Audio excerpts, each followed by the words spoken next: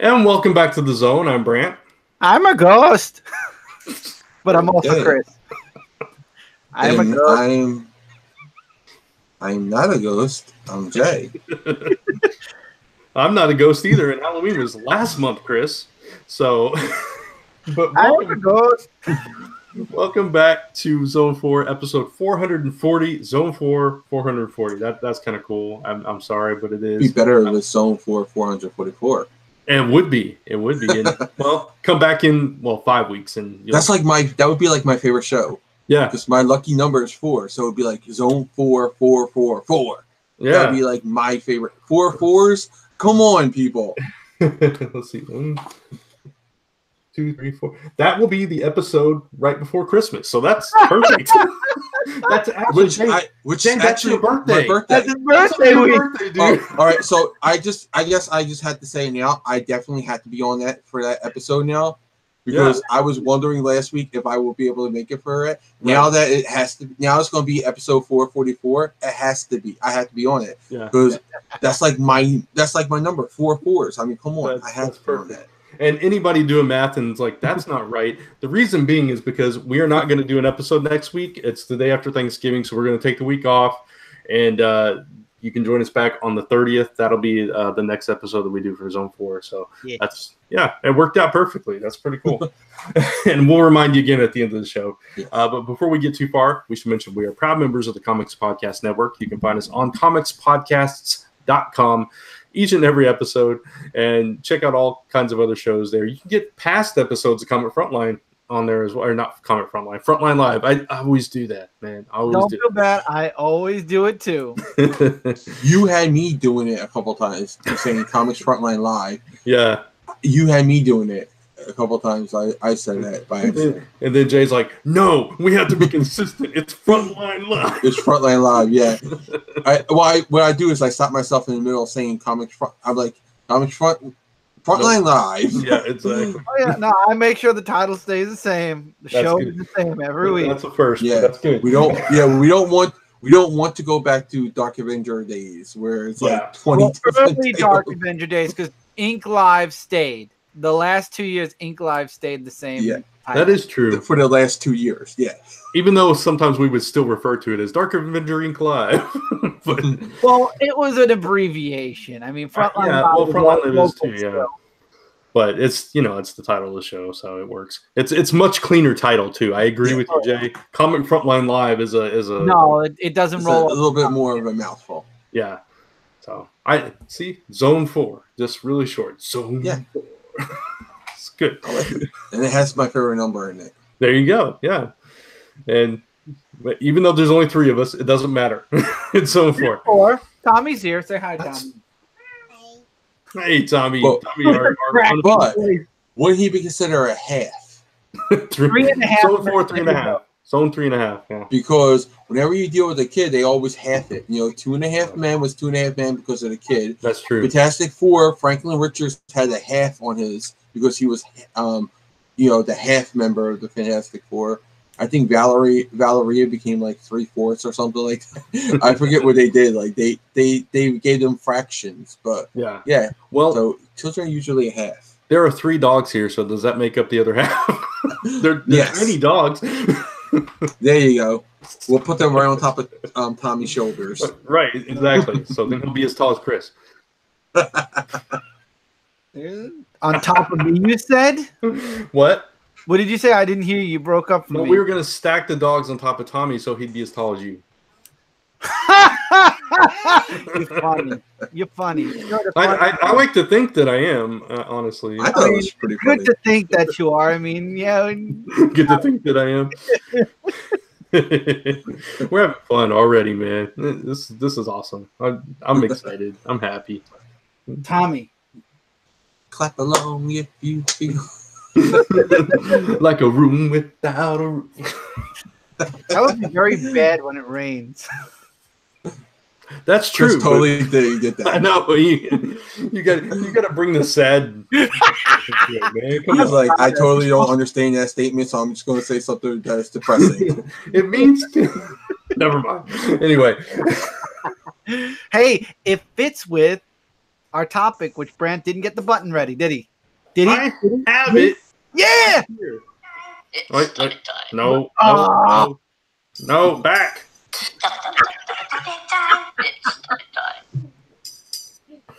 I had it ready, but I had the volume over. Brant, before we go live, I'm gonna make sure that you have volume and the button. I know, right? But it is topic time, and all I've got to say is, where have all the bad guys gone? Sorry, I had to do it. Dude, I was thinking that in my head when you posted that title. Right? I was trying to figure out words to make it fit right. Yeah, exactly. It works, right? I'm telling you, we've been around each other too long, Brent. We're starting to think alike now. I know, it's scary. And when all three of us start thinking alike, of course, Chris wasn't because I don't know.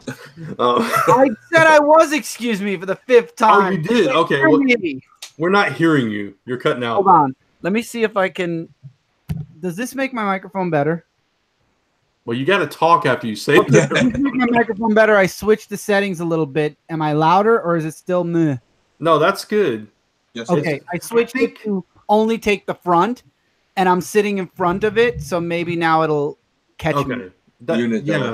When you sit in front of it, that's better, because I notice even on Frontline Live, sometimes when other people are talking, the first part of what you're saying is cutting out. Well, because I have the mic set on environmental, but since I'm right in front of it and I don't have to share it with Michael, I switched it now to literally only have the front, so it's catching everything that's right in front of it. Unidirectional. So yeah, I have the directional. I have it directionally in front now instead of environmental. Yeah. Okay, that's better. Yeah, because sometimes I notice you try to cut in either here or Frontline Live, and it's like we didn't hear you, Chris. So. Yep. And you're like, I was saying this, and we were like, well, we didn't hear you. Yeah. So that's what's going on, but it's cool. It's all good. And just before we get into the topic, I just want to say, if Jay or I go off camera for a minute, it's only because our allergies are going crazy. I don't know about you. We were talking about it, or you were talking about it beforehand, but the weather has gone from like 30 degrees into 60 degrees and back down, and it's and it's like making my ears and my eyes. Remember what happened in September and the beginning of October? That was me. Now it's your turn. I'm okay. You guys. I get it all year long, dude. I do too. Unfortunately, they're worse in certain times of the year. Yeah. When it's drastic weather changes is when it's really the worst. Yeah. It screws up the whole body. Like your body just doesn't know what the hell to do with it. That's kind of why I avoid going out a lot in the winter, because my body kind of just automatically. It's like, how can you be okay? How can you not go out in the winter? You sit around in the house. You sit around in the house though with no shirt on, and you're an air conditioner in the winter. And how does that differ than going outside? Is it because you have a jacket on and you're warmer? Maybe. I mean, because I don't understand. I don't know. It's like I go outside and the cold air reacts to my body reacts to the cold air. Listen. First of all, going back to the heat. I don't know how many times I have to explain this. We know your grandmother. I'm just saying. I'm saying like you like it cold. That's what I'm saying. Like you like it cold. I like average temperature. I like a nice 70. That's why spring and fall are my favorite times of the year. I don't know, dude. I've seen it be like 70 degrees and you had the air conditioner on, and I've seen it snowing outside and you had your window in your bedroom open. That is true. That is very true. I think you just like it, which is okay. I mean, I like it cold too. Yeah. I mean, I like it cold too. I'm not gonna lie. I like it cold. I don't know what I like it, because cold when I'm in my room. When I have the window open. Remember, my room is small. I shut my door and the heat comes up. It's a without steam. I understand that. For whatever reason, my room, everywhere I live, my room is always the one that gets too hot or too cold. I don't know why it is, but like everybody else is like dying, they're hot, and it's freezing in my room. My window's like right here, and I sit at this desk and I'm like getting colder and colder. I don't know, but I do want to say, like one of those little heating fans. Yeah. And all. Yeah, I really do need that. I used to have one of those like Amish fireplaces that you just turn on. Oh, my aunt. We had to get rid of it. Oh, good. Yeah, when we came here, I had to get rid of it. But I want to mention JLS and Bavarian in the comments. We haven't seen Bavarian in a while. He hates the cold but loves snow. Yeah, and I know we got a couple other people watching. So hey, what's up, everybody? So, I hate the snow for a whole other reason because I had to shovel it. I had to drive in it. Well, Like, here's the thing now, Jay. If it does snow like that again, I have to shovel it from now on. So I will start filling it. Now you can understand why I don't like the snow. Oh no, you see, I'll shovel. I'll have Tommy out there, and I'll probably play around with him with it, so it'll still work out. Yeah, but trust me, shovel the snow enough, and you're like, I don't want to do this anymore. Especially like after you shovel it and it starts snowing again, you have to go and shovel it again, and you have to. Yeah, it becomes the thing. Bavarian said I was in Dallas before, so I envy Brant. You know Brant. Yeah, exactly. It's true. We actually did get some snowflakes the other day, though. I was telling the guys yesterday, I think. It started, we're getting frost on the windows and just a few snowflakes, and it's like, you know, it's weird here because you don't expect it. But where we live, it's East Texas, so it gets a little colder than down south. Like if we were down in San Antonio or Houston or something, it probably wouldn't be a problem. But yeah, weather. Yes, gotta love it or not. Yeah, either way, you got to deal with it, right? Weather is the true supervillain of our world. That is true, and that's a nice segue topic, Chris. To our topic time. Yeah, I didn't think of it that way, but hey, I'm giving you props for that one. That was good. That was a good one. That was a really good one. Thank you. I have one every year, and since it's the end of 2018, hey, you were good. Cashed in. But our topic is about villains, and if you saw the title, "Where Have All the Bad Guys Gone?" It's kind of a discussion, and it'll probably branch out into all kinds of directions. But it's kind of a discussion of where are the good villains? Why are certain ones reused over and over again? Why aren't new credible threats being created and utilized, and that kind of thing? So we kind of wanted to touch on that, and if you agree or disagree, we'd love to hear it. So as we go forth, but for me, it's like, and we talked about this on this show and on Frontline Live and other places over again. Like you see Bane all the time, you see Brainiac all the time, Green Goblin. Oh, we don't have anybody else, so let's throw Green Goblin at Spider-Man, and it's that kind of thing. And when you overuse those villains so much, then the impact of them in the story it's lessened by a great deal, and you're like, oh, it's just Bane again. I mean, two characters, Marvel, DC, Doomsday, Carnage. Carnage was huge, especially after Maximum Carnage. And then you never saw him. There was Maximum Carnage. He disappeared forever. And then when he came back, that was an impact because it's like, oh my God, Carnage is back. The guy that did Maximum Carnage. Doomsday killed Superman. It's like, okay. And then they threw him off into space, and there were 3 minis that followed it. But every time that miniseries starts, like, oh crap, the monster that killed Doomsday has found a way back into the DC universe. Mm-hmm. Yeah, but then it gets to a point where all you see is Doomsday. Now, ever since New 52, all you see is Doomsday. Well, I don't think they've used Doomsday that much. My big problem with the New 52 is Brainiac, because it was like every arc of action or Superman was Brainiac. Then it was like Justice League. He's in there. He's everywhere. How many times did I say that during the New 52 on Frontline Live? It's annoying me how much they use Brainiac. He has other villains. Utilize them. And I was just getting frustrated with all the Brainiac. Yeah, and on the other side of it, Thanos. And obviously they were building up to movies and multimedia stuff. But it's the same thing. We saw Thanos, I swear, for 2 years straight in something. Oh, yeah. Constantly. And it just gets old.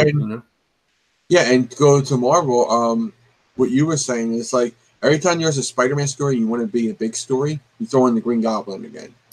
Every single time that they wanted to do a big Spider-Man story, let's throw in the Green Goblin. He's back. Yeah, exactly. Bavarian brings up a point, and we can spin off of this. I would agree with you for the most part, but honestly with Batman, if they're doing a random villain, nobody cares about it. But if you have Two-Face, Penguin, or Joker in it, everyone goes nuts. And that's a good point. And it goes to the part of the discussion where they're not introducing credible threats that are interesting to us that we want to read, that kind of thing. let's go back to the New 52 again and how Joker was used for like 30 issues straight. Yeah, that's not good. But if you alternate, Batman is one of the best rogue galleries in comic books. But you know, totally. Counter you a sec, Jay. One cool thing that Scott Snyder did was the Court of Owls, making a new threat, and that was good until he started using it every. Exactly. But let's say the three most, for me, the three best rogue galleries are, in no particular order, Batman, Spider-Man, and the Flash. I think they got the three best rogue galleries. 100% agree. In comic books right now. Okay, and Batman, they've utilized Joker way too much. You could have Penguin, you can have Riddler, you can have Poison Ivy, you can have Bane. You can throw in there. You can throw in so many of his other villains. Two-Face, Clayface, all of them. Killer Croc. You got a whole slew, like the anime series. You never felt like any of those villains were like redundant or being done too much. Like you never felt it was like repetitive. When Joker was on, it was like, oh cool, this is a Joker episode. When Penguin was on, you were like, oh cool, this is Penguin episode. You weren't like another Joker episode. Yeah. Like in comic books, you get that way now. You're like another Joker story. Yeah, and one of the best things in like the past, I don't know, 2 decades or whatever, in Spider-Man, and even though I was not a fan of this period in Spider-Man with the other and everything, the introduction of Moreland was actually something new and a credible threat that we've seen play out. And yeah, we're tired of him now, but for a while there, it was like, this is interesting, this is new. What? I said because they went back to the whole, oh, this is a good character. That's exactly, and that's what they do. I don't understand why they don't get spacing them out. Like Bavarian said, her favorite villain's Darth Vader. With Darth Vader, even in those movies, I mean, obviously you don't get you didn't have a lot of those movies at the beginning, but still, even throughout the movie, you only saw Darth Vader every once in a while. He would pop up, and it's like this ominous threat, like Jaws. It's that kind of thing where he pops up, does something really, evil, and then kind of fades into the background until it's time for him to come to the forefront and battle. And they don't seem to do that in comics. They just like throw him at you every other page for months and years, and it's just like, come on, you got to learn how to space it, how to hold it back, and save it for that big punch. Yeah, still would love to know what Darth Vader would have sounded like if they kept the Scottish accent. The original actor was Scottish, and then what happened was they switched it to, I forgot the voice actor. James Earl Jones. Yeah, they switched it to him, but there are clips still with the voice actor doing the voice of Darth Vader. It would be hilarious. Luke, lad, I'm your father. No, look it up. It was really. I know. It would have been cool. Yeah, we're not doubting you. We're just saying it would have sounded really weird to hear a Scottish, because I think no one else but James Earl Jones could have done that voice. Yeah. Honestly, like I don't think I would have been as like. Well, that's why they got rid of it real quick, because like he was like when he goes. Yeah. And you hear him say like I want to hear any other voice. Like I wouldn't want to hear anyone else do that voice. Like, interesting fun fact for anybody: Destro from G.I. Joe is Scottish, and he has an African American voice actor that did him in the cartoon. Look at that, or in the movie. I don't know about the cartoon, but in the movie, the G.I. Joe movie. So interesting. Just a little fun fact. But to go back to the villains thing. I want to ask you guys a question now. With the way that comics has been written for the last 30 years now, whereas story arc, it's trade writing, right?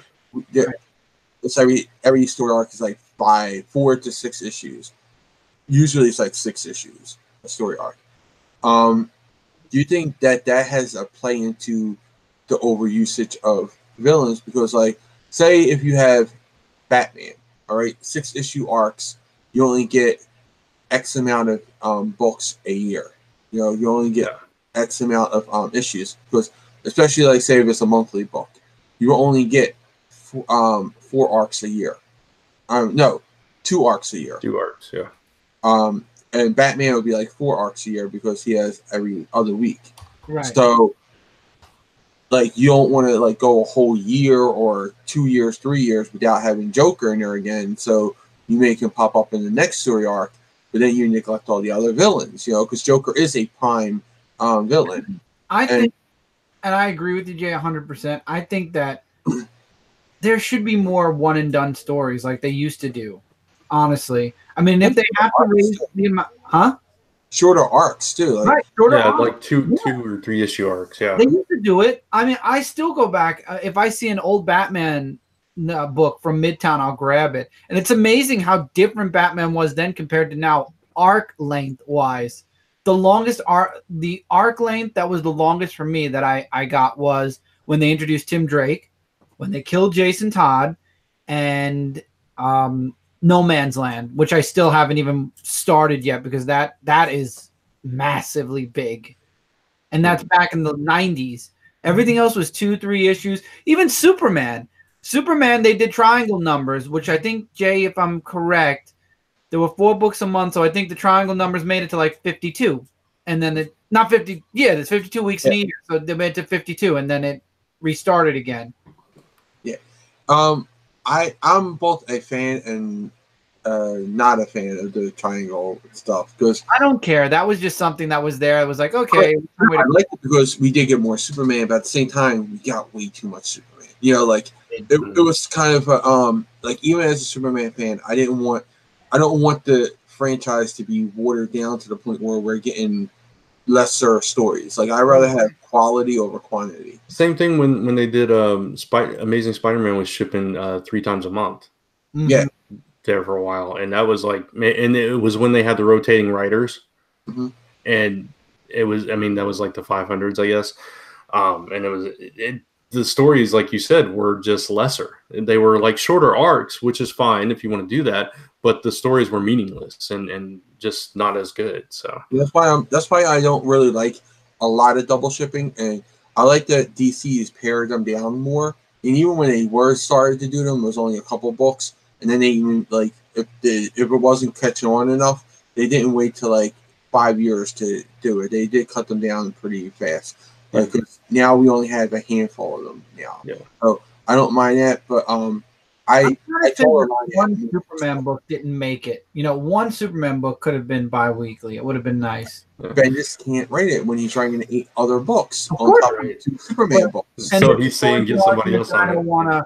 This will go into a whole other statement where I believe he should have only got 1 book. I've said it a million times. Mm-hmm. Yeah, but any writer should only have 1 book in a franchise. Yeah, but it's Bendis. Bendis isn't that type of writer. He's the type who, if I write this book, I want every book underneath its umbrella. And I still don't necessarily agree with that either. So we can save that for another topic, though. No. I just, again, I tend to bring it up a lot, so I just kind of dismiss it after I bring it up. So that's fine. Yeah, that's fine. To answer your question from my side, Jay, about if the trade writing contributes to the overuse, I think it totally does, because like you said, you have to have this villain for 6 issues, and then it's like, oh, we got to bring, like you said, you got to bring this other one in, and it I don't know how you avoid that if you're trying to sell the trade, because you have to have, if you're wanting to sell the trade, you're going to have a name villain on it. So then it's like, okay, well, this character only really has this many name villains, so you just keep going back and forth. I have a solution. Don't trade rate. Yeah. No. I want to point it out. We have a comment that I would like to comment on when we're done with this. So just Mark. The trade route, go Jeff Loeb style. Do a a Long Halloween or a Hush where you have the villains all in the arc, like where. Like with Hush, like we saw all Batman's villains. With Long Halloween, we saw all of Batman's villains. It was like a world of Batman. But it was a long story arc, but we got them all. So that year, when he done Hush and when he done Long Halloween and Dark Victor and all that, we didn't feel like we were just getting, oh, this is another Joker story that's going on forever. It was like he introduced all these villains. I think Tom King is kind of doing that now too. Yeah, he is utilizing Bane as the main big bad, but honestly, I think we've only seen Bane in this 7 issues because we saw him at the end, and 1 issue was only at the end of it. So at 50 issues, he was in the 1 story arc, and then he was at the end of the one, and he'll probably be back again in the last story arc. But I think he's utilizing Bane right. But I think what DC did was then they were like, oh, let's do this Bane miniseries and this other Bane, because there was a Bane miniseries and there was a Bane maxi series. So I think that utilized too much. Yeah, I agree with that, and I do like the way he's using Bane within the Batman book because like it's kind of like that Darth Vader thing I was talking about. Yeah. You see him pop up every once in a while. It's like, oh, you got this ominous threat in the background that's going to come to the forefront at some point for a climax, and that's the way it should be done. It shouldn't be like, okay, well, here's this. Yeah. So what was the comment you wanted to address? So, the Down Rock Record Arcade says 2 things, and I disagree. Okay. It's hard to write the motivation of a villain nowadays. We've pretty much seen every plot possible. And to that I disagree because, and I reference again, Court of Owls. Brand new villains, brand new problem, fit perfectly in the Batman mythos, and now is a part of the Batman mythos. That's just one example. Yeah. I think to your point, there's only a finite number of types of stories that you can tell, but it's in the delivery. 7 or 8 or something like that. Yeah, I forget who said it, but there's like only 7 or 8 types of stories to tell in this world. Yeah, and it's all about the delivery and how you package it and what you do with it that makes it unique and different and puts a different spin on it. So you've seen the plots, of course you have, but it's how interesting the characters are, how different they are, how different they handle the situations, and how they attack that problem that makes it different. Right. Okay. I'm just going to compare 2 villains who are similar but very different. Okay, you have the Joker, who was a down on his luck comedian, who was thrown into or fell into a pit of what would you call that? Chemicals, whatever. Yeah. Well, I mean, like a big bin or whatever, however you want to say it, a vat of acid. Yeah, a vat. Yeah. Fell into one, and he became the Joker, a homicidal killing maniac killer. Right. You have the Green Goblin, who was a multi-millionaire businessman who, wanted to get more money and all. So he tested chemicals on himself, and he became a homicidal maniac. So 2 very different characters, but a lot in common. But the execution of those, like, because they're both crazy, psychologically screwed up mental cases who are psycho killers, homicidal maniacs, but their backgrounds, their motivations for doing it, and everything else is different. So I think that you can do it. It's like, again, there's multiple different archetypes of villains. Like you have someone who's even like Two-Face is kind of like, different than other characters who are similar to him, So you have all these characters who are different, but when you boil it down just to that example, and I did not mean to cut you off, but Two-Face is basically Dr. Jekyll and Mr. Hyde in the same person. In one place at the same time. Yeah, at the same time. Flip a coin decides it instead of a transformation. Exactly. And, different characters, you would never think, oh, wow, they are the same character, that he's boring now because it's Dr. Jekyll and Mr. Hyde. No, he's interesting because of who he was, his background, what his motivations are. All of that is what makes the character interesting. The circumstances of them to get them there is different. Like you have to think on a much larger scale than just like, oh, they're all, you only got so many villains that you can have. Like how many types of villains are like Bane before Bane out there? Like big muscle bound villains that were all about brute strength. And then when Bane came out, he was so cool because this guy was actually a threat. So it was a different thing. Yeah, I do agree with Brant that after that, the first appearance, they did use them too much. And I agree with Chris. Same thing with Doomsday. They used them too much to where in Superman and Batman, there were like 500 of them on that mascara, and nobody really cared. Oh my god, that was the biggest cluster of holy crap! There are too many yeah. on one page. When you have like 500 of them coming out of a boom tube, you're like, okay, who cares now? It's like ridiculous. Now it's just ridiculous. I remember one of my too. When there's so many symbiotes around, like less than Venom. Well, Planet of Symbiotes was good. The Venom one. Cut off? Did Jay get cut off? No. Oh, you finished what you said? Okay. Yeah. I was just like the same thing with Venom. Too many symbiotes. Okay. Weakens them. One of my favorite villains, and I hate to take it out of my brother's book, but it's true because I love the way they did the story, was Red Hood. When at first it was Jason Todd, then it wasn't really Jason Todd, then we had Infinite Crisis. Yeah, it was Hush, and then it became Jason Todd, and Hush became his own character after the Superboy punch of Doom. I love referencing that. Retcon. It's the Superboy Prime Retcon punch. Just a little fast story, Chris. Before I'm going, and I told Chris about this. I wanted to do a whole video series. Every time something got changed in the comic book, I was gonna, or I thought should it be changed in the comic book, and go back to it. I was going to do a little animation of Superboy Prime punching the screen and be like, Retcon punch! That would be perfect. I wanted to do that, but I was like, it would take too much to do the stop animation. I was like, basically, I got too lazy to do it, but I wanted to do it like Superboy Prime Retcon punch. Just go. That would be good. I have a Superboy Prime figure, but I think I put him in a box over there. So I think he's put away. He's still in I put him back in his box and I put him in another box, and he's over there now.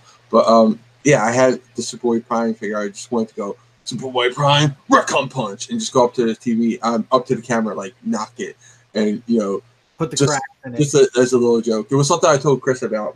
That would be hilarious. Yeah. But no, you should have like a little animation where the screen just cracks. Yeah, that's what I was saying. Yeah. No, but Jason Todd was one of my favorites because I loved his story, and it was all about you didn't care when the Joker killed me. I'm back, and the Joker's still alive. How could you do this to me? And then after being a villain for X amount of arcs, he starts his little redemption kind of back. I mean, even when it was Battle for the Cowl, he was still a villain at that point. Well, I like Jason was never a villain, though. That's why I like anti-hero. He was like an anti-hero. He wanted to do the right. He was like a Punisher type character. Yeah. Here's another thing, because Chris brought it up. The cycle of redemption. Does that become a villain? So, I think it's like when a villain becomes a hero, then becomes a villain again, then becomes a hero, then becomes a villain. I think that weakens the motivation. That weakens the character. Like, you're going to make a villain reform, then make them reform or keep them in the gray area. Don't make them go back to being a hardcore villain. Like, I don't think I can see Catwoman as a hardcore villain anymore because she's been redeemed now to where she's like in a gray area, but she's she's not reformed, but she's in the gray area, and I think she's stayed that way for a long time. But like, I wouldn't want to see Joker redeemed and then have him go back to being the Joker. No. Like, I think that would that's what made White Knight unique, because he was redeemed and then he lost it. But was he really redeemed? I mean, it was like, he wasn't.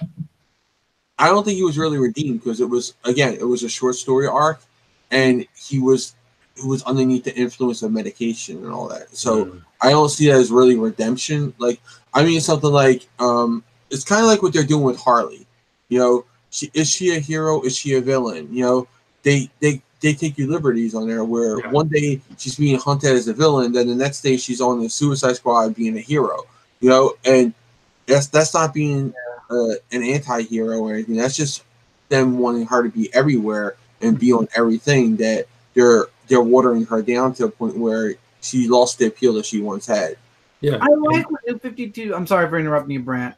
Okay.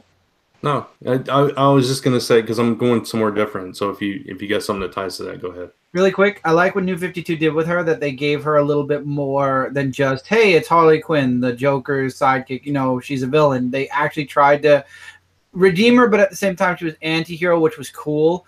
And even Suicide Squad did that. And then now it's like you got this Heroes in Crisis, and it looks like she's and that's what kind of upsets me a bit. Because I don't want to see her revert back to a full-on villain. I like the gray area. I personally like her as a full-on villain, but as a comical villain, like one that you don't really necessarily take seriously, like she used to be. I've always liked the redemption quality in her, but I don't know.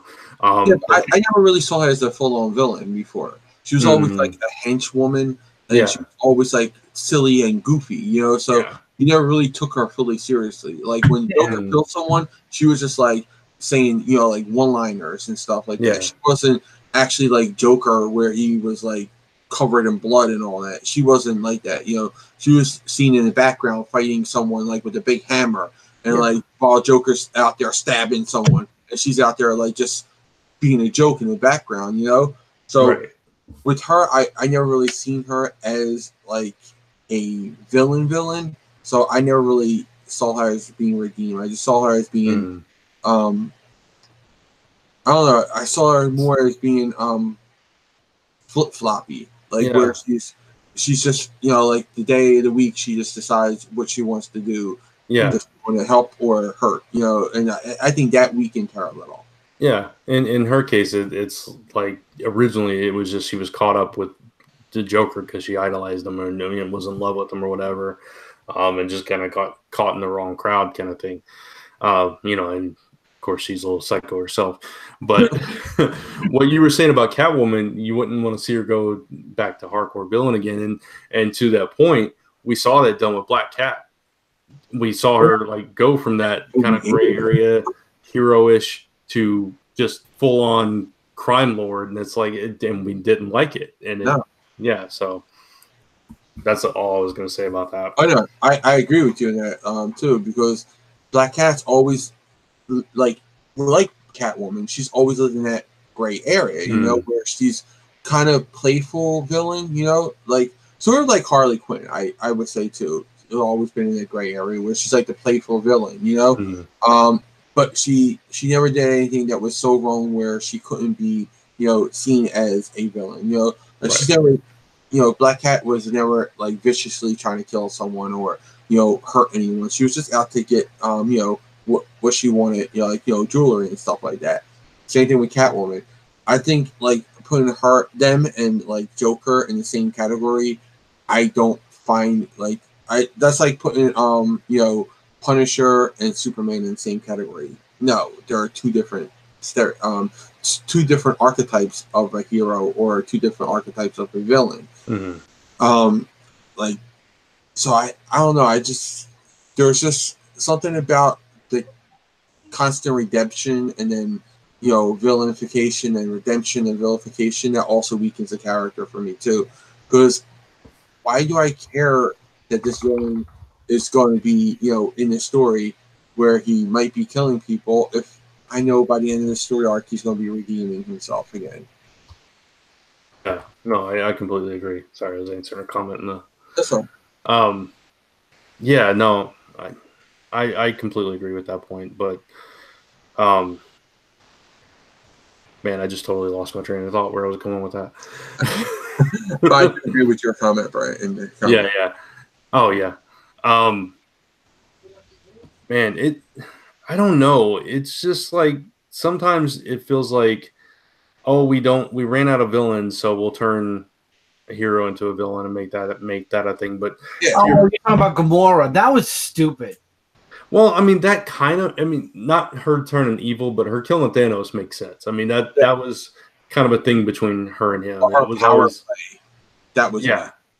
yeah. Her getting power hungry over that. Yeah. That was right. I agree with that. I do. I completely agree. It's like it corrupted her by killing him. It just like completely changed her at their core, which doesn't make much sense at all.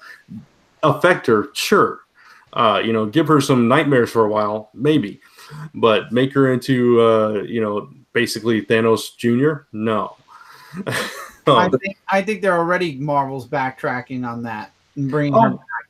Yeah, well, you know, eventually they're going to have to because they have a third movie to come out. She's got to be a good guy. Yeah, they got to they're going to bring back Thanos again because how many times has he been dead? Right, exactly. yeah, when you keep flip flopping them like you were saying, Jay, it definitely weakens them. I think when you do it right, like it would be like, okay, you redeem them, they're redeemed for a while, but over like time, like years, maybe, if something's broken inside them, they're gonna start slipping back into that past life, and then, but then you have to add that element of confliction. They have to be conflicted in it, because if they just go full for it, it's just like it's almost like wrestling, where these guys flip back and forth from a face to a heel all the time, and you just kind of accept it just because that's how it goes. But that's also the medium, Right? Yeah, exactly. It's supposed to be. Wrestling has always been like tongue in cheek, It's always been like, we know we're not real, Well, it's also like, and I'm sorry to cut you off. No, Oh, no, I was just gonna say, it's also because it's like in wrestling, you solve all your problems by fighting in a ring. It's like you wronged me. You went to my house and threatened my family, so I will beat you in a match 1, 2, 3. So it's that kind of thing, It's instead of calling the cops and getting them arrested or the crap out of them right away, you're going to wait to the big pay-per-view event, right? Yeah, it's kind of absurd. Yeah, with the referee and everything. No, what I was going to say is a perfect example of what you were saying about a villain being reformed, I think personally, is Venom. Yeah. He started as a hardcore villain who slowly became an anti-hero, and I think he's always struggles with it. So it's not something that's ever been fully he's a perfect angel, good guy, except for when they completely changed the character and it went to Flash. Then we got a little thing, and even that it was a little bit of an edgier character. So I think Venom is probably the best reformed hero out there, reformed villain out there in comics, to me anyway. Yeah, I'm trying to think if there are any other that are better than that. I don't think you're gonna get much better than Venom. Yeah, really, I agree. It was really well done. Yeah, and it was, again, because like you said, Brant, they had the confliction, they had the story arc that went. Actually, I can't think of some, but I could think of one. But I think they've always been this way. And a Flash fan would have to correct me. The Rogues really came a ways. They're not. I wouldn't say they're good. They're what I like about the Rogues, a lot is that they have because they've been redeemed in the show, and I think that what really confuses people. Mm-hmm. Shows with the comic books, the Rogues have never been good. They just always had their own rules. They had their code, yeah. So exactly. They consider themselves villains or part of that community. They always saw themselves as their own entity, and that's how I take the Rogues, as their own entity. They're not anti-heroes. They're not villains. They're not heroes. They're not any of that stuff. They're just the They're ready for the job. Yeah. No, I would agree with that. I would say, as far as Venom, if Darth Vader had lived, I think he would have been a really good example of somebody that had that journey that actually started off good, became a hardcore villain, and then found that redemption at the end. So, other than that, I think you'd be hard pressed to find a better one. Yeah. I agree with you on Darth Vader. He did have a great story, going from good to corrupt to redemption. But I don't think there's any other villain though, like quite like Venom, that's out there where you actually seen a full growth redemption, and it's stuck too. Because except for when they changed host, when you had like Matt Gargan and all that in there, then Venom reverted back. But I'm talking about like Eddie Brock Venom.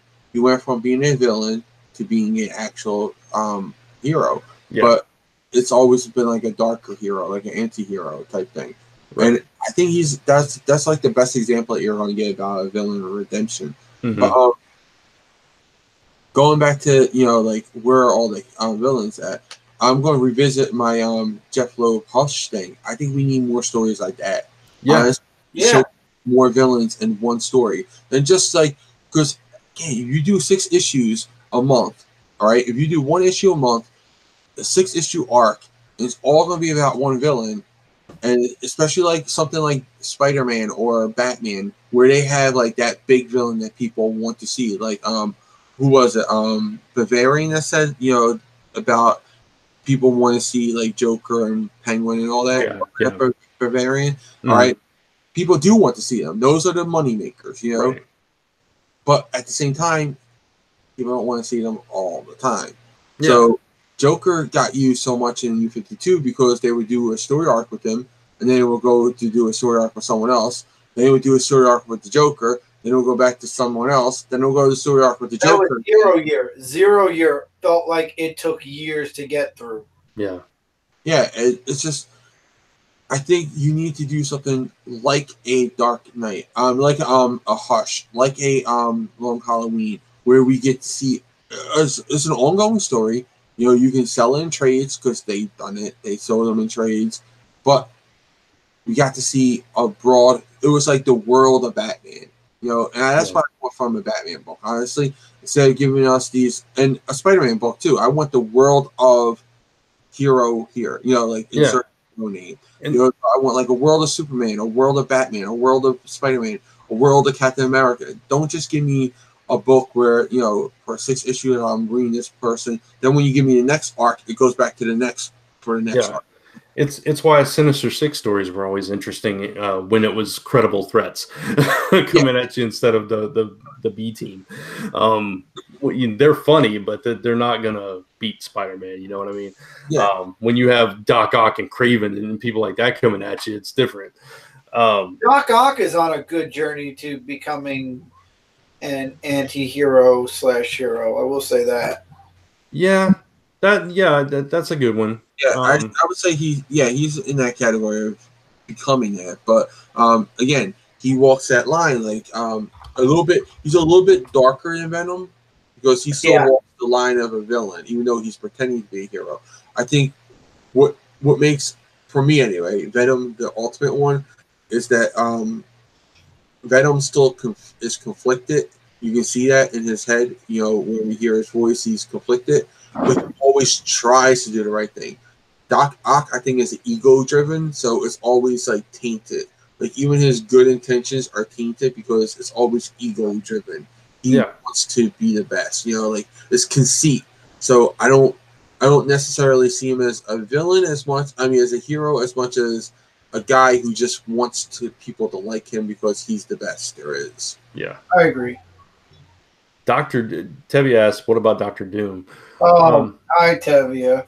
Dr. Doom, man, I think it was a mistake to try to make him a hero. Yeah, that was a joke. Yeah, I think that's one of those characters that you should just leave him alone and let him be this ominous threat that pops up every now and then. Yeah, he's sort of like I consider Dr. Doom more of a force of nature, where like a storm doesn't always, like a tornado doesn't always. A tornado doesn't intend to go out and kill people. They just do because it's their nature. Dr. Doom doesn't intend to kill people, but it's just his nature. He doesn't go. He doesn't wake up. Maybe he does, but doesn't wake up in the morning and be like, "I'm going to go kill thousands of people today." But like, just his nature of being who he is, it winds up being that way where he takes on Reed Richards and all that. So I always liked him as a villain. I never liked him as the hero in what was it? Invulnerable Iron Man or Infamous Iron Man. Infamous, yeah, that's it. No, I completely agree with you. And I think both he and Magneto share those traits in a different way. Like Magneto is all righteous towards mutant. He wants mutant rights, and he wants them to be superior and recognize and stuff. Necessary. Yeah. Whereas Dr. Doom, he's got two things. He's got his love for Latveria and protecting that country, and also his quest for power that can't be quenched. I mean, it can't be quenched. It can't be sated. He has to have more and more and more. What's that? Third one. Okay. Is jealousy / envy of Reed. Yeah. Like, because we see it in other worlds. If it wasn't for Reed, he would be good. Right. It's very true. I love how Reed is kind of the reason why Dr. Doom is the way he is. Well, it's his ego is the reason why he is. Right. Well, it's his ego. It's his ego towards Reed Richards being the smartest. He can't stand that someone's smarter than him, and especially Reed. It's like, you know, I would lose to anyone but that guy. You know, that guy gets in my crawl. I don't want to lose to him. Yeah. Anybody else I would concede to losing to, but not him. And that's what he's like. He's like, I just can't lose to that guy. Mm-hmm. And he's another one that's been overused in recent years too. Yeah. Like, just keep going back to him. Tevia says, heck, Lex... Huh? Oh, no. I thought you were going to read something else. Continue. Heck, Lex Luthor was made a hero, and that actually worked. And Smallville kind of gave a lot of fans that, Lex has redeeming qualities, but then right away we realize, oh, shit, it's Lex Luthor. But see, that's the beautiful thing about Lex Luthor is because he can kind of walk that line at times, but his ego and his jealousy are always going to get the better of him, and he's always going to dip back to that other side because he just can't stand it. See, for me, Lex Luthor being a hero, I never really got behind because I think it weakened him when he's a hero. Because Lex Luthor is always about his ego, and to see him put the ego aside and be a hero kind of made me be like, okay, now you're less than. Though where I disagree is that I don't think he ever was truly a hero. I think I view him just like Superman always did. It's like, yeah, but I got my eye on you. You know, it's that kind of thing. There's always that motive, that ulterior motive behind everything he does. Oh yeah, I agree. But I mean, like when they were trying to make him like all good, like he was only doing it for the good, and I never liked that. I always wanted them to bring him back to being a villain. I know a lot of people did not like that he went back to being a villain. I like that he went back to being a villain. Oh, I do too. He's better. I liked him better as a business villain though, because he never got caught. Now it's like he's back. Yeah, I do like that when he's like when he plays that line, but you can only play that line so much. Yeah, before you get caught. I think and they obviously, they lost their footing with this, but when they relaunched this version of Justice League, and he finds this ultimate power or whatever, it's like those moments, I think it's okay for him to step outside the office because he thinks he has that edge now. He thinks he has a leg up, and so it's like, okay, now we're gonna go full force, and then it always crashes down on him. But I think that's when you can accept him as like a physical villain and put on the back suit. I would love to see if he finds a way to backtrack and not get arrested. I would love to see how he would fake that. He'll probably say the magical item had a hold on him, just like he said, like the green kryptonite made him crazy. Like that's how he got out of all those villains before, because he was like, my exposure to the green kryptonite made me crazy. Yeah. So I think like he'll work it out like that, but I agree with you, Brent, on that. Like when he has these big moments, like do those things where he's a businessman and he's doing like these manipulations behind the scenes, and then lead up to that moment where he breaks out the suit and he's this real physical threat villain, and then deal with the outcome of that later on. But I agree with that. I like those type of stories where he's like that. But I do like when he is like that threat that doesn't like where not the whole world sees him as an enemy, because that's the best thing about Lex Luthor is that people do see him as a savior, even when he's not, even just because he is Lex Luthor, he's so famous, he's so rich that he has to be a good guy, Yeah. But I like that type of Lex Luthor where even when he puts on the suit, people are like, oh my God, you're really evil. Mm-hmm. And then right away when he's back into his business suit, they're like, okay, he was just crazy for a little bit. I like that twist and turn. Like, I think it's good. Speaking of Lex Luthor, just a quick sidetrack. What does everyone think about John Cryer? Because we're not doing news on Frontline Live, so I figured we could touch on that real quick. Weird. It's so weird, right? It's weird for a couple of things, because one, that's the guy from 16 Candles. Yeah. Two, it's weird. The guy doesn't look like he fits. He's 2.5 Men. It's Alan Harper. I was gonna say he's Alan Harper from 2.5 Men. Now I know where I saw him. Yep. Yes. But I will say this: I see him in other roles, and he actually does have a range of acting. Okay. So I am going to reserve my judgment of that until I actually see him in action, just because of that. But another objection I have, and this is the same thing why I have an objection for the casting of who they cast for Lois Lane. Superman in this world is so much younger. Yeah. It doesn't make sense. Like, they should always be like around the same age. Maybe Lex Luthor could be a little bit older than him, but not old enough to be his daddy. Right. That was my hesitation with it too. Beyond it just being the shock of, oh, it's John Cryer. It was the age. I was like, wait a minute, he's so much older than Superman. That makes no sense. He could be his daddy. Yeah, he really could. Now if he was playing Lionel Luthor, that would work a little bit more that better. would be much better. I would than Lex. You know, Lionel would be better because he's that age. Have they even casted Supergirl yet? That's who. No, we're talking about Lex Luthor in Supergirl. Chris. No, I know. Have they casted the main character yet? Supergirl's been cast. It's the a show's TV been on show. for 4 years. Oh, this is for the TV show, not the movie. Yes. Yeah, right, for the movie. I mean, for the want TV to make show. sure we're in the same realm here because I didn't know if the casting was for the movie or for the TV show. It's for the TV show. Tyler Hoechlin Superman with is going to be John with Cryer as Lex Luthor. Okay. Yeah, it's weird. No, that's very weird. I was right then. Okay, I thought we were talking the movie. You guys made No. think for a second. The movie would make more sense. Yeah.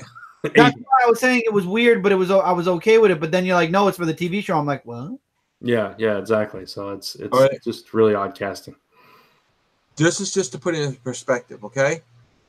The woman who plays his mother, Brenda Strong, is 58 years old. Okay. John Cryer is 53 years old. Just to put it in perspective, people. Okay? That's true. That's very true. I don't get it. I don't get it either. Like, they should have went with a younger actor. I think they're going for the Gene Hackman route. Then, yeah, silly over campy, which I don't think they would do. Because Supergirl has been about redeeming those silly characters, making them better. Like Otis is great in Supergirl. He's Mercy's. Chris hasn't been watching it, but Otis. I'm a season behind. I always get the binge stuff on Netflix, except this year I haven't done it yet, which I'm very angry. Well, this is just a little spoiler. It's not really spoilers, but Otis is Mercy's brother, her twin brother. So it's done really well. Oh, okay. Because he's more of a threat. He's not the silly guy who's like, oh, yes, Mr. Luthor. Yeah. You know, he's actually getting in there, fist fighting with people. You know, it's a more serious threat to him. So I honestly like Otis now. The way Supergirl's going, I swear Tyler Hoechlin, however you say his last name, is going to be the new Superman in the if they do an actual series. I think they should. I would totally too. Like I said, DC Universe, I wouldn't be opposed to a 13-episode season of Tyler Hoechlin as Superman. I wouldn't be opposed to it, but I would change the Lois Lane. Tevia has a Superman-related question. Chris J. Brandt. No, it's not bad. Chris J. Brandt was just wondering, what is your guys' opinion on Superman issue 8 cover? Because me personally, I'm not a fan of seeing my favorite character, Jonathan Samuel Kent, for you guys, turn into a villain. I'll share you guys on the picture on GroupMe. So you guys give me a second, I'll share that just so you guys can see that. Because I was going to share it earlier and I forgot to do it. Okay, yeah. What is it, from previews, or is this the new issue? It's the issue coming out in, I believe, February. Yeah, it's they're releasing stuff early. Well, they always do that. They always like. I know that. Up here and there. Yeah, it's the return of John from wherever he's been. Yeah, January you'll see the first appearance actually. Yeah, and I said that when we saw that cover in January solicitation, I was like, "That's John." That person with the glowing red eyes, everybody was like, who's that? Zod or something? I was like, that's John. Like, it's just back, and he's got, all right, I'm going to go and do this real fast. As fast as this will let me. Yeah, exactly. But yeah, this cover, while Jay's trying to find it, it's Superman in the foreground and shadowed John Kent in the background with no, that's 7. Oh, that's 7. Okay. So it's a different one. That's Okay, I haven't seen 8 then. February that's coming out. Yeah. The solicitations will be coming out tomorrow. Yeah. Soon Tomorrow? I mean Monday. Monday. That's for me personally. Yeah, sure. We're supposed to be doing it Mondays. I was about to say, Yeah, I don't know. My days are all running into each other, people. I don't know. Let me go. I forgot where I put it at which folder. Hold on. And let's be real here. As comic readers or veteran comic readers, we know even if John comes back as like an anti-hero kind of bad guy, we know that it's not gonna stick, right? I mean, unless they decide, hey, we're gonna kill Superman and Lois' child, which would make absolutely no sense. Yeah. There's no way he's staying. Too. He's too popular. The only showed up. The only site that had this was on Bleeding Cool. Of course. And I don't get where they say it's Superboy Prime costume. They call it a Superboy Prime costume. I don't see it as that. But Brandon, you want to screen share that? Yes. He's bigger. He looks like Connor age almost. He's a teenager now. But they really know. But I mean, hey, just a couple. I mean, Adventures of the Super Sons. He was just a little kid. Now it looks like he's aged at least 5-6 years. Yeah. Which the father can travel through time, so we don't know how long he's been gone when he comes back. Wait, let me see. I'm still on the other. All right, there you go. So anybody who wants to see, that's what John's costume looks like. He definitely looks like he's 16ish or older. Yeah. It looks like a mix between Connor's costume and his own with the jacket and whatnot. Yeah. It definitely looks like Connor's costume. That's what I was thinking when I saw it. Because you got the sleeve, you got the blue, black. Are we sure that's John and not Connor? Yeah. Because if you read this week's Superman when you see the I think it's like the first ad in the book, it says John's back, and it shows the picture Brent was talking about where Superman's in the foreground and John's behind him in the shadow. Mm-hmm. Yeah. And same type of that's John. Okay, so it's John, period. Yeah. So I like the costume, but I think I don't get the whole cape shirt. Yeah, the way it's like a lab coat type thing, like very Eradicator looking. I don't like that. Like I don't like the way it comes up here, like the collar and then it comes underneath. I don't like that part of it. Like, you just gave him a regular cape. That costume's pretty sweet, honestly. But they're going to go back and revert him back to a kid. They have to. They'll probably weird. go back in time. Yeah. Well, it's not even time. He had to have done something that aged him, because he hasn't been gone that long. No, I think it's because Zor-El can travel through time. I mean, Jor-El can travel through time. Okay. He can travel through time. He'll probably come back like years later, and that's probably when Superman would be like, "I'm gotta go get my son now." That would be weird. That would be weird if he was that old and Damien's still. I mean, Damien, as much as they've grown Damien's still a kid. Yeah, he's 13. Damien's 13. John's 10. So the most I can see them aging him would be the 3 years. So he's a teenager, or 4 years. This way, then he can tell Damien, "I'm older than you now." Because that was always a big thing with them. But yeah, so that was the picture that Tevye was talking about. So you guys have a frame of reference for it. Right. I don't think he looks like Superboy Prime though. I think he looks like John, like Connor's original costume, or Connor's jacketless costume when he didn't have the jacket. Just add a cape onto Connor's costume because you got the sleeveless gloves. I mean the fingerless gloves. You have the red shoulder pad thing. The S essentially going up and over to the shoulders. It's broken up. It's still the same. It's the same idea. The break between the top and the bottom colors being very drastic, where it's like, except for he had blue and then red down at the bottom, and this one has blue and black down at the bottom. So wait a minute. Somebody just shared something with me. When did Lobo become a Green Lantern? I don't know. I don't follow anything Lobo's in. I think it was like in a couple of comics. There was like. Hold on. I will share it. I've got the page shared with me. Maybe it was from this week's book. I didn't read Is it. it from maybe? Do you recognize the artist? It looks like the what do you call it? Injustice. Oh, that would make more sense. Yeah, It is. I think so. I'm trying to remember. See, I'm so far ahead of you. Atrocitus looks like the Injustice Atrocitus. That does not look like the Atrocitus from the comics. No, I don't. I don't Yeah. know. Yeah, Injustice Kick too. my cat. Yeah, Oh my god. no, it was That's Injustice battle of the too. week for me. I don't care. Yeah, it was Injustice too. Okay. Oh, it's Injustice. Okay, so I'm gonna tell my friend then that's from Injustice. Thank you, Jay. You're welcome. Yeah, I tried to think of it. When you mentioned Injustice, I was like, yeah, it's Injustice. So Terry says the prequel comic for it. Okay.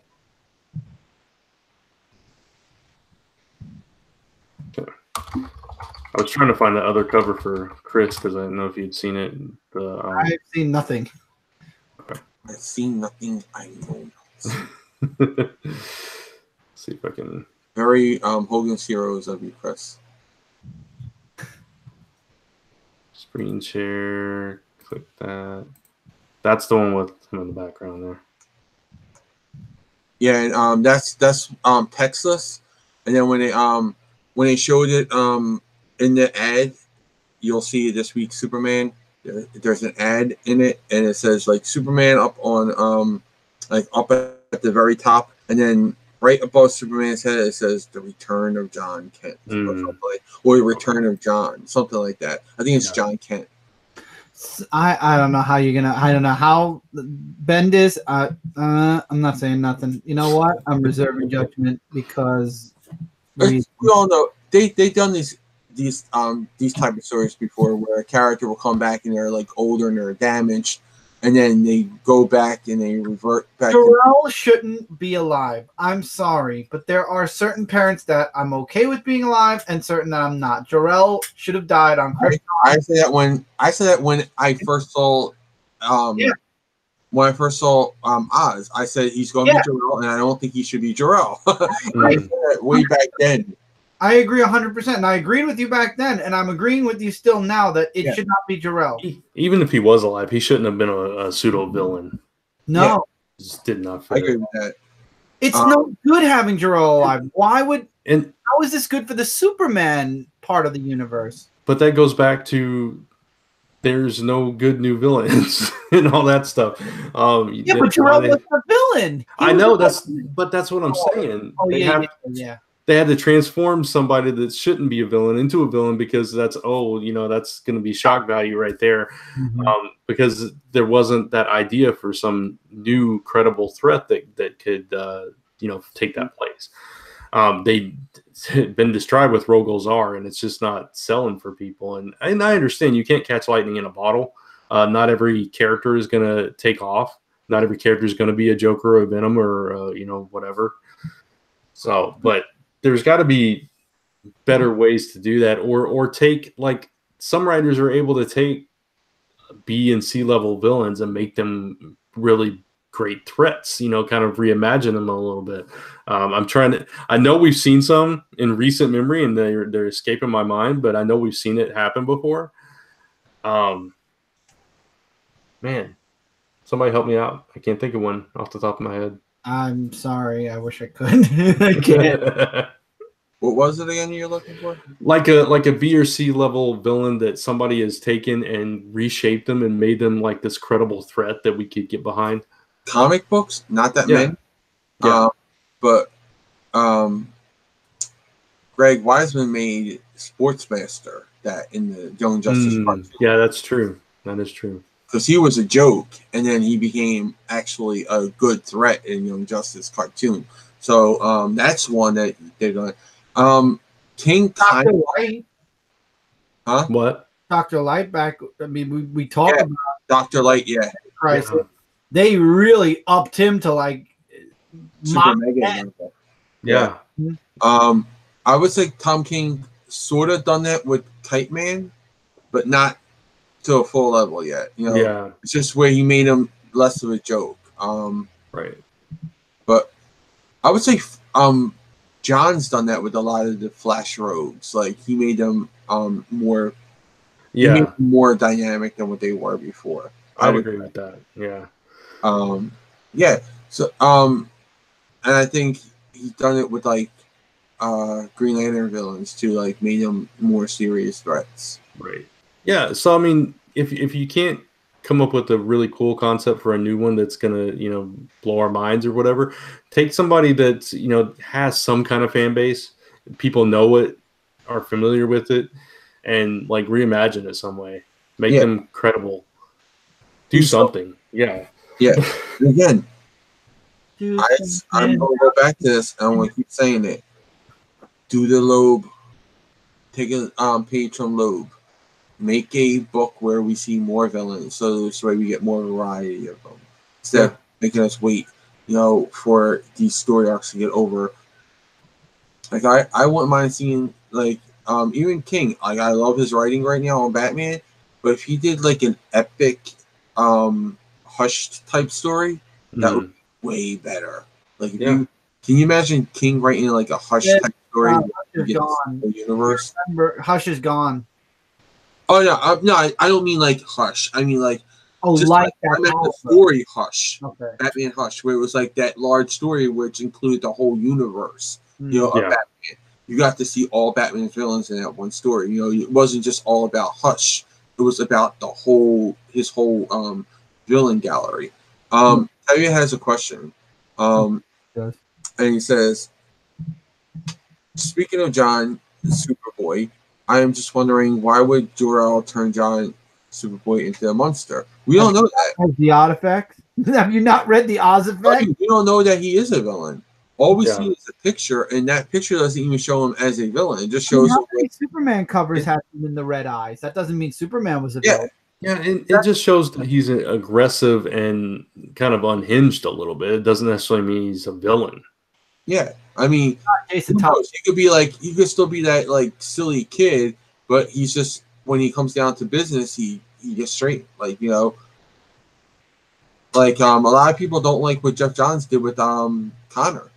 Yeah, he changed him too much, made him too serious, but a lot of people loved it. So this could be a Jeff Johns Connor moment where Connor went from a fun, goofy kid to a serious Superboy that we've got in Teen Titans. So there's I like that he grew up. I think there was a good. I mean, he could have stayed a little goofier, but I think it showed his growth, especially after Superboy 100, which then led into Teen Titans #1. It showed that he changed a bit. Yeah. Well, I mean, to be honest, he was a little annoying when he was younger. Yeah, it was kind of like Damian level, in a different way. But it was like, I think Damian. He's like, I'm Superboy. Look how cool I am. No, I know. I said in a different way. Yeah. Oh, I think they were very, very similar. Not even in a different way. I think very much like Damian, just not a brat. Well, yeah, that's what I'm saying. Damian was more of a brat and just hateful, whereas he was just like cocky and arrogant. Yeah, he was cocky and arrogant. I see what you're saying now. Okay. Yeah, just two sides of the same coin there. But Connor wouldn't try to kill you. Yeah, right. But if it wasn't in the picture, I could see Damian and old Connor getting along really well. Well, you might be able to see Damian and new John get along a lot better. Who knows? I would like. Would you guys be okay if John like ages like 4 years and becomes like a 14-year-old kid? So he's like a little bit older than Damian and still a lot taller than him, and teases him about it. I still want him to be the John that he is, but just be like 4 years older, so he can say to Damian, "I'm older than you." Yeah, that would be fun, and I think you could do some cool stuff with this if that is what's going on, and he's more serious and more, he's becoming a warrior because he spent all that time with Jor-El or whatever. You could have these interesting moments where Damian actually has to be the voice of reason, telling him to stop being so serious. That would be hilarious. Like, or like be like, Superboy, stop that. You can't do that. Like be that moral compass for him. Yeah. Trying to play that. That would be a cool story. lot more in common too, because Damian was a weapon for a long time too. Yeah. Go to his grandfather. Right. There's So I wouldn't mind a story arc with that, but I wouldn't want to see it a permanent thing. Right. I wouldn't want to see John lose his Kentness. Right, exactly. I agree with And again, this kind of ruins Jor-El's image, though, because Jor-El is supposedly the one that gave Superman all of the Kryptonian knowledge, and while the Kent's really foundation to him. I've never seen it as Jor-El as being a formative function. Like, Jor-El to me was always just his connection to Krypton. It's just his connection to his Krypton. Right. The Kents were always his moral and his his moral and his human side. Yeah, that his humanity. They were the ones who did that for him. Jor-El had nothing to do with that. I never seen it. I always seen him as just like the person who gave him knowledge of where he came from. Which is pretty much like a Wikipedia page. I'm sorry, that's where he basically was. He was a talking Wikipedia page, Jor-El. But I don't know, because see, the reason why I don't want John to grow up too much is because Connor's coming back, and then we have generations. Because you have, I don't want Connor and John to be in the same generation. Right. You already have, because then you'll have to have another Superboy generation, or Supergirl generation, something that will be in Robin's age. Because you have like Superman, Batman, then you got Supergirl, Batgirl, right? Superboy, Connor, Tim, Robin. Yeah, Tim and Robin. Tim and Connor. Then you got John and Damian. John and Damian. I'm sorry, Tommy corrected me. Tim is Red Robin. Nice. Oh no, that's true. He's Robin and Young Justice again. I know, but my Tommy's playing the Lego Batman game. I'm just saying. In Young Justice now, he's going to be Robin again. Right. I don't know how to, again, I think that may be set in the past, but I would like him to go back to at least being a young teenager. Let Connor be the 18-year-old, 17-year-old. Let him be like the 12, 13-year-old. 14 as the oldest, I would want John. Because otherwise you're going to have another kid somewhere. And I still think Wonder Woman maybe needs another young patriarch, young companion, because you got Cassie, you have Donna. That fits the two generations. But then here's the question: do you bring Connor and Tim back as Teen Titans? Leave somehow? I think that's what they should have done. Honestly, I think they should have done. They should have brought back the Teen Titans with Connor, Tim, Cassie, Bart, and then give Damian, John, and this next generation of Wonder and Wallace. Yeah, they should give them all Young Justice. Right, that mantle, kind of like a passing down mantle. Titans, Teen Titans. Titans. Doing it reversed. Yeah. Right, exactly. So Damian won't have his Titans anymore, but he'll still be a part of what Tim started, which is the Young Justice. Tim being in Teen Titans, and Nightwing still having his team as the Titans. But I think they're going with Teen Titans. I think they're going to go eventually after Bendis gets done his stuff with it, because it's not lasting. I think they're going to go with the more Young Justice TV show route, where they're going to make them sort of not the younger version of Teen Titans, but just a younger version of the Justice League. So it's going to be like Teen Titans adjacent, kind of like. I'm trying to think of another team that they had, but like that. Sort of almost like a legion of superheroes, where young heroes being regular heroes and not being a teen hero or being a kid hero. Where Young Justice was very much first you had to be Young Justice, then you could be Teen Titans, then you could be Justice League. I think now it's just going to be you could be Young Justice and be your own thing, or they may not even name a team. They may not even name themselves Young Justice, because in the cartoon, they never used the name Young Justice. It's always the team. Yeah, that's true. Mm-hmm. Yeah, it's probably going to be a case like that, where they just don't reference it at all. They're just together. Mm-hmm. So, I think we kind of left our villains topic and. Because we got on to is John a villain? That's true. So would you want to see Superboy be a villain. Going back to the whole, you making new villains. No. I wouldn't either, because I think there's something pure about him that we don't have in comics right now. I think I know Kat doesn't agree with us because she has no soul and she hates young kids. Kat doesn't have any say because she's not a huge Superman fan either. Kat just She doesn't have any say because she has no soul.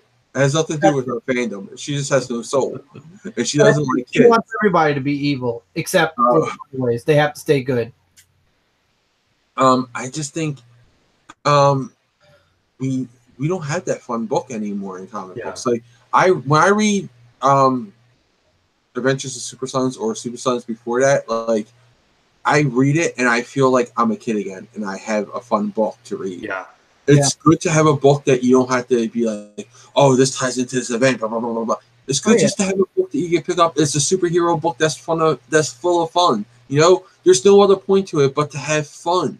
Yeah. And that's what Super Sons is. And I don't want to ruin that by, making it a villain. But now you kind of see why they did this series. Yeah. No, I agree. And I do love that series. Yeah. Mm-hmm. We all three of us really love it. Mm-hmm. Mike's between us and Kat on it, and then you got like Kat who just doesn't like it. They don't count. Mike counts when he agrees with us. When he doesn't, he doesn't count.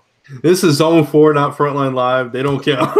They don't count on Zone 4. Period. Yeah, I mean, I just love that. I mean, I love that book. I just think it's a great book. I don't want them to do it, but I do think like I think with the Adventures of Super Sons, it's the first time that I think they had a real good villain. And Kid Amazo was pretty cool, but that was the only villain in the first run that was a real villain. Chris? I said yeah. No, I just said yeah. Okay. No, I was letting Jay continue. No, I'm just saying, like, I think he's a good villain.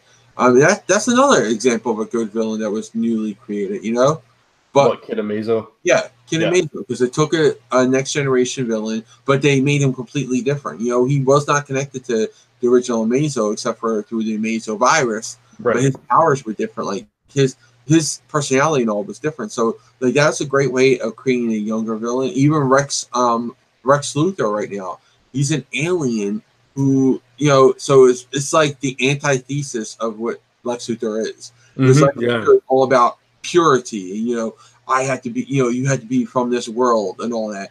And then here he goes, he's an alien from another world who wants to dominate Earth. So he's like Lex Luthor's worst dream come true. Exactly. An alien coming to not worst dream, worst nightmare come true. An alien is coming to try to conquer your world, and he looks up to you like you're his role model. It's very ironic. Yeah, I do too. I think it's brilliant. It's brilliant storytelling. Yeah. So those are good new villains that been created, and again from Super Sons. So that wraps it back up to the villains. Yeah, it does. It does. Fun fact: if anybody watched my haul video on my channel, I showed off this print that had like Optimus Prime and Baroness from G.I. Joe. She's a great villain. And all kinds of other childhood characters from cartoons that I used to watch. And I find out that the artist on that print is the artist of Super Sons. It's like, well, no wonder I liked it so much. It was so fun. Yeah. It's a really cool print. I love that print. Because when I saw it in the first picture you showed us, I was like, that was one of the pictures I was like, that has to be Brand's. Yeah, totally. Yeah. No one else is going to get that picture except for Brand, because that's like my childhood, and I know Brent and me had the same childhood. Watch on TV, so I'm like, that's Brand, because that's one I would get. Like if I saw like all those pictures, that's one of the pictures I'd be like, yeah, I want that one, that one right there. Give me that one. Good. So good. Oh man, yeah. So any other thoughts on villains and what they can do differently before we start wrapping things up? Then I think we covered it pretty good. Yeah, I think we did too. Lobit. Yeah, Lobit. There you go. That's a Zone 4 catchphrase. Lobit. Lobit. Or just calm down on the favorites, create some new credible threats, or reimagine an old character, or Lobit. There you go. That's our take. Yeah, those would be three good ways to do it. Yeah. All right, so that's going to wrap us up. And this is the part of the show where we talk about what's coming up, coming out, and going on. So, Chris, what you got? I'm doing a lot of writing right now. I'm very happy. Some of it I'm sharing. Some of it you will all be seeing in the near future, and some of it in the distant future, depending on what I'm writing. My new channel, I did a stream. We had our first snow here, and as we speak, actually, right before Zone 4, we did the unboxing for the Let's Go Pikachu and Eevee. You can check those out. In the near future, just a lot of the normal stuff. Jay and I will be doing, and if Brant wants or anybody else, I say Jay and I because we're the two that normally do it. Anyone else is welcome to jump in, but we're doing the DC comic previews Monday. Otherwise, a couple of random videos from my channel. I'm getting ready for Thanksgiving, so that's about it. That's about it until 2 weeks from now, at least. Writing a few cool videos from my channel. And the previous video this Monday for DC Comics is all I got for now.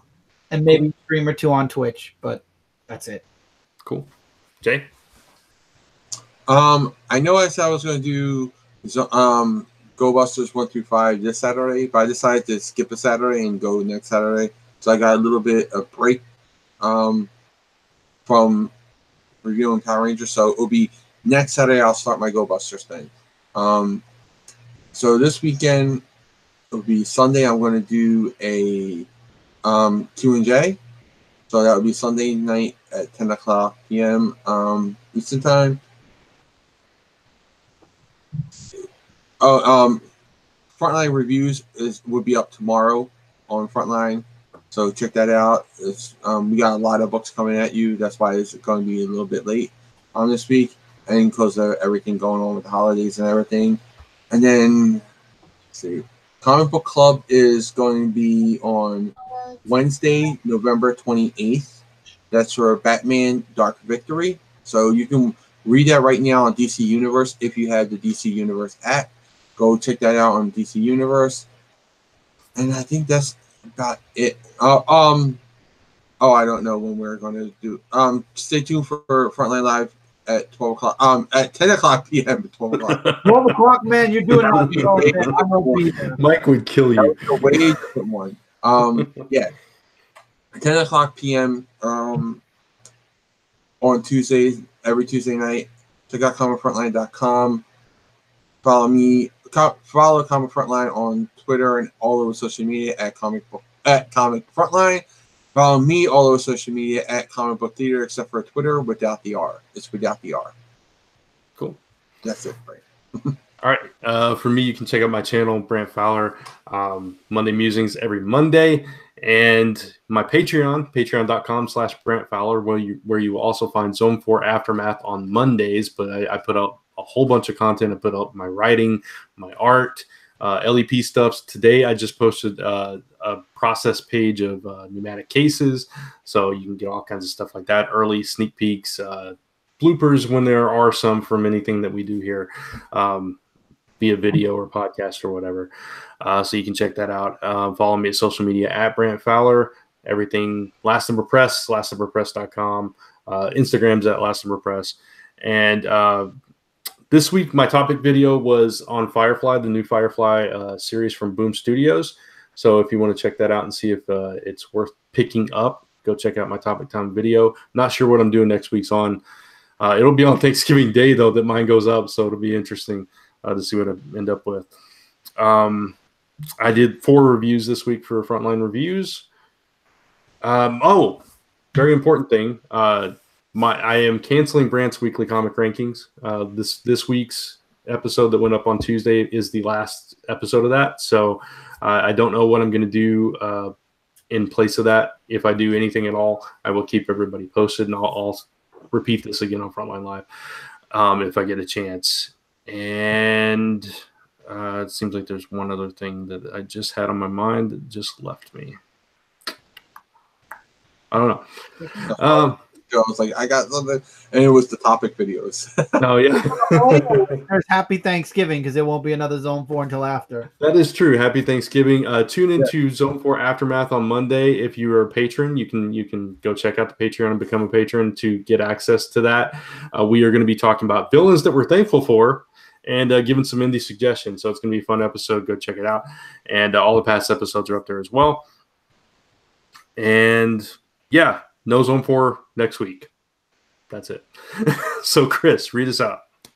Okay, we would like to thank the official bands of Zone 4, the Ray Waltz Band, and Society's Plague that you hear on the show each and every episode. We're also proud members of the Comics Podcast Network. You can find us right here on Comic Frontline every Friday, and also comicspodcast.com, Stitcher, iTunes, and of course, zone4podcast.com. If you have any comments, questions, or suggestions for us, send those to zone4podcast@gmail.com. And as always, thanks for listening. You are now leaving the fantastic Zone 4.